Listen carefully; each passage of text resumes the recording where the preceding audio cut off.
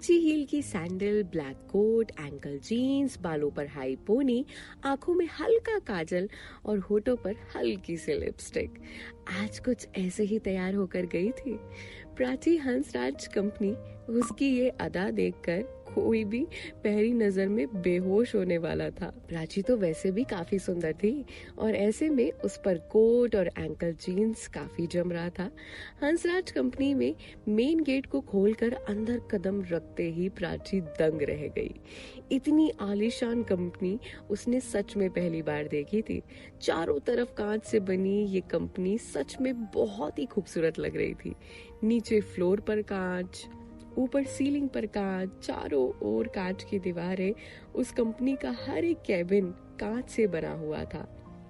प्राची ने चारों ओर देखते हुए अपने कदम आगे बढ़ाए और अंदर जाकर वेटिंग बेंच पर बैठ गई। प्राची के वहां बैठते ही कंपनी का पियून उसके पास आया और आते ही बोला, आप यहाँ किस लिए आई हैं? मुझे इंटर्नशिप के लिए बुलाया गया है। ओके, तो आप सामने लगी लिफ्ट से 3rd फ्लोर पर चले जाइए। 3rd फ्लोर से लेफ्ट और फिर राइट मुड़कर एक केबिन है। उस केबिन के गेट पर आप जब नॉक करेंगी तो आपको अंदर से परमिशन मिल जाएगी। Okay, thank you. ये कहकर प्राची उठकर लिफ्ट में गई और 3rd फ्लोर पर पहुंचकर उस पियून के बताए मुताबिक उस केबिन के गेट पर पहुंचकर नॉक किया। गेट पर नॉक करते ही अंदर से एक प्यारी सी आवाज आई, यस कम इन। ये आवाज सुनकर प्राची हाल ही में समझ गई कि ये आवाज अमन रायजादा की है। उसने धीरे से गेट को पुश और फिर अंदर चली गई। अमन रायजादा अपने केबिन के साइड में बनी विंडो पर खड़ा था। उसके हाथ में कॉफी मग था। वो लगातार उस विंडो से बाहर के नजारे एक नजर रखे हुए था। उस विंडो से बाहर बना ग्राउंड अलग ही झलक रहा था। उसमें काफी रंग बिरंगे फूल लगे हुए थे और बीचों बीच एक स्विमिंग पूल भी बना था। अपने कॉफी मग से सिसकियां लेते हुए पीछे मुड़ा और प्राची को देखकर अपनी जेब से एक हाथ निकालकर कुर्सी की तरफ इशारा करते हुए बोला, हे प्राची, तुम बैठो ना।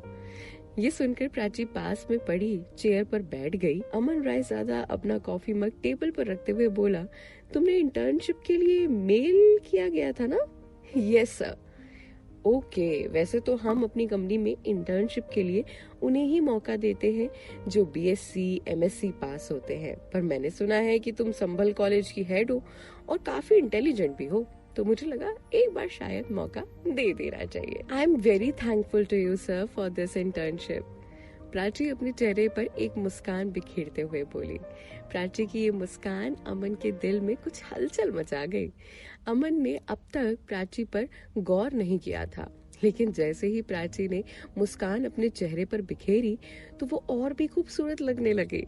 उसका मासूम चेहरा, लंबे लंबे बाल और ये मुस्कान अमन रायजादा को वश में करने लगी थी। अमन रायजादा ने प्राची से अपना ध्यान हटाते हुए अपनी एक फाइल खोली और उस फाइल में से एक फॉर्म निकालकर उसकी ओर बढ़ाया और कहा, प्राची, ये फॉर्म तुम फिल कर दो। फॉर्म फिल करते ही तुम इसे सबसे नीचे फ्लोर में मिस रिचा को सबमिट कर देना।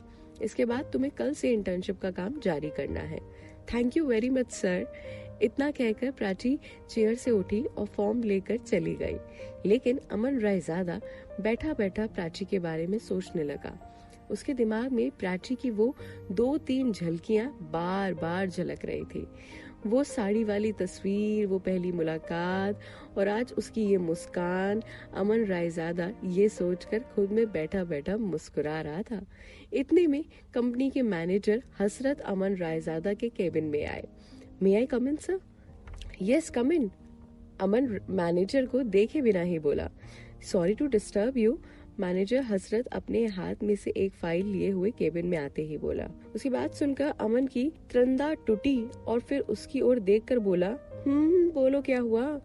मिस सिसोदिया ने हमारे साथ डीलिंग करने से मना कर दिया है। मैनेजर हसरत ने मुंह लटका कर बोला। अमन चौंकते हुए बोला, क्या? ये प्रोजेक्ट 50 करोड़ का था और कैसे भी करके मुझे ये चाहिए। हम इतने बड़े प्रोजेक्ट को हाथ से नहीं जाने दे सकते।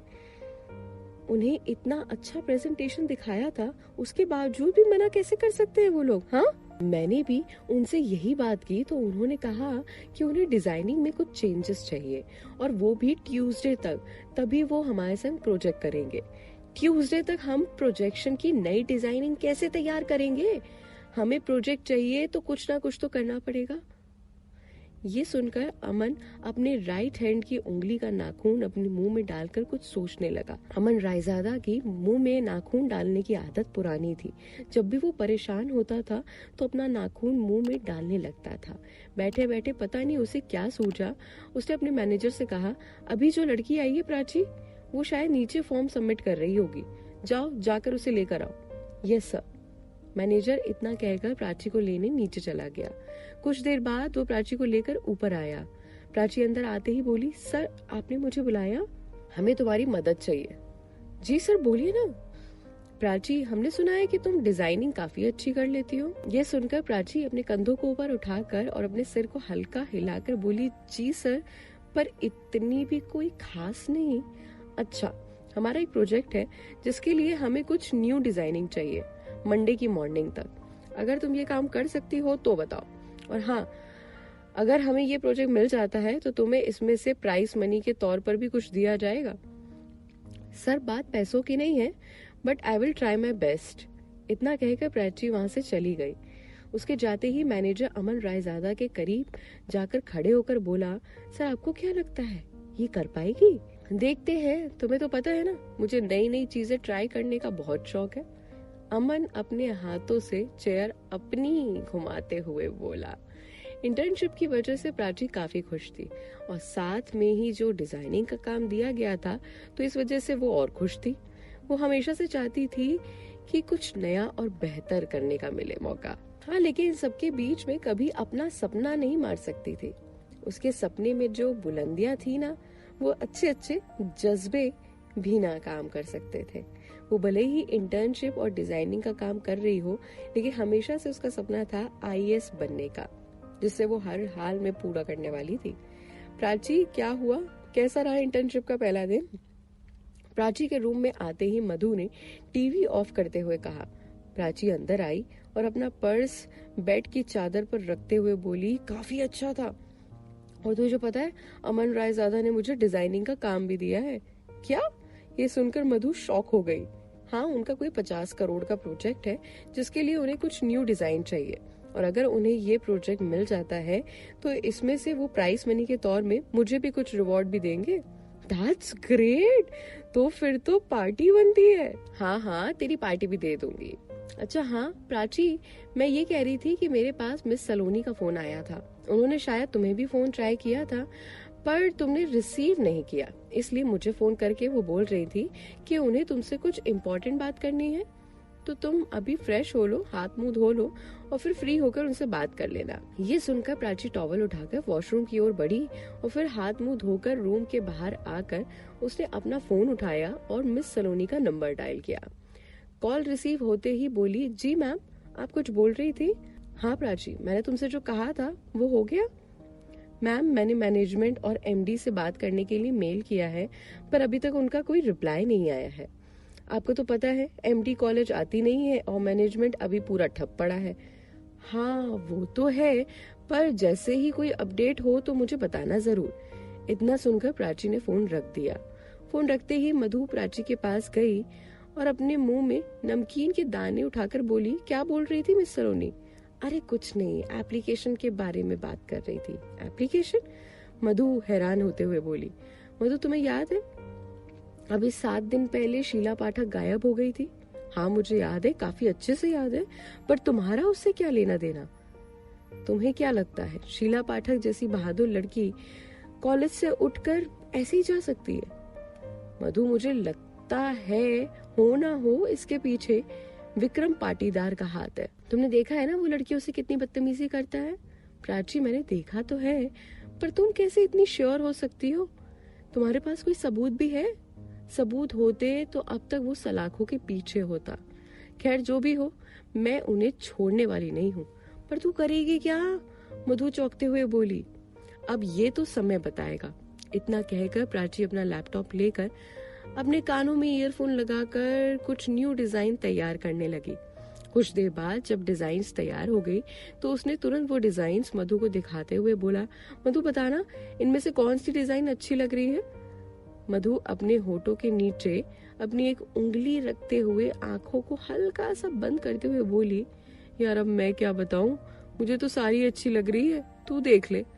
यार मैं सच कहूं तो इसमें से कोई भी कुछ खास नहीं लग रही है मुझे, तो मैं दूसरी डिजाइन्स बनाती हूँ। प्राची दोबारा से अपने लैपटॉप पर न्यू डिजाइन्स तैयार करने लगी। वो बार बार डिजाइन्स बनाती और फिर रब करती।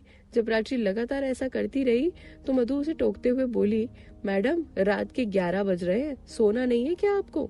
भूल गई कल आपको इंटर्नशिप के लिए फिर से हंसराज कंपनी जाना है, इसीलिए जब तू टाइम पर सोएगी तभी टाइम से उठेगी। अब क्या पहले दिन ही लेट पहुंचने का इरादा है? मधु अपने बेड पर लेटते हुए बोली, अरे नहीं नहीं नहीं नहीं नहीं, मैं टाइम से जाऊंगी, बस काम हो गया है, थोड़ी देर में सो जाऊंगी, तुम सो जाओ, प्राची ने लैपटॉप पर डिजाइन बनाते हुए बोला। अब आगे क्या होता है? अगला दिन इंटर्नशिप का जो पहला दिन है वो कैसा रहता है?